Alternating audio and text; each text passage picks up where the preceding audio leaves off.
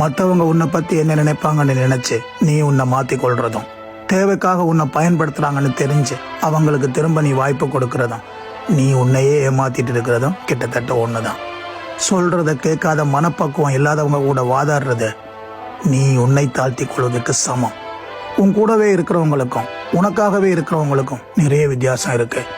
எவ்வளவு மோசமானவர் என்று தெரிந்தும் சில பேர் அவங்க கூடவே இருப்பாங்க.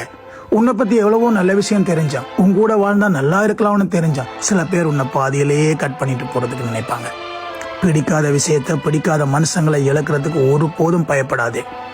எல்லாத்தையும் எப்பவோ தூக்கி போட்டுட்டு போயிருக்கலாம்னு காலம் கடந்து நீ ஒரு நாள் நினைக்கும் போது உனக்கு வாழ்றதுக்கு இங்க நாட்கள் இருக்காது. அடுத்தவங்க பண்ற தப்புக்கு உனக்கு கோபம் வருதுன்னா அவங்க உனக்கு தேவைன்னு அர்த்தம். ஆனா உனக்கு தேவையே இல்லைன்னு நினைக்கிறவங்களுக்காக நீ கோவப்பட்டா அது உனக்கு நீயே கொடுக்குற தண்டனை. நல்ல மனுஷங்க நினைவில்லாவிட்டாலும் அவங்களுக்கு மனசுல எப்பவுமே இடம் இருக்கும். ஆனா நல்லவங்க மாதிரி நடிக்கிற சுயநலமான மனிதர்களுக்கு நீ மன்னிப்பு கொடுத்தாலும் அவங்க உன்னை ஒரு நாள் நாசம் பண்ணுவாங்க.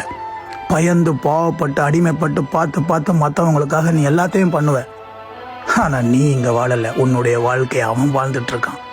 நேரம் இருந்தா யோசிச்சுப்பார், நீ ஏன் பிறந்தேன்னு உனக்கே உங்ககிட்ட கேள்வி இருக்கும். கவனிச்சுப்பாரு, உண்மையா நேர்மையா விசுவாசமா இருக்கிறவங்க தான் தனிமையோட கண்ணீரோட அழுதுட்டு இருக்கிறாங்க. ஆனா ஏமாத்தினவங்கள பாரு, திடீரென்னு அடுத்த வாழ்க்கைக்குள்ள சீக்கிரம் போயிடுவாங்க. இங்க லோயலா இருக்கிறவங்க தான் சீட் பண்ணப்பட்டு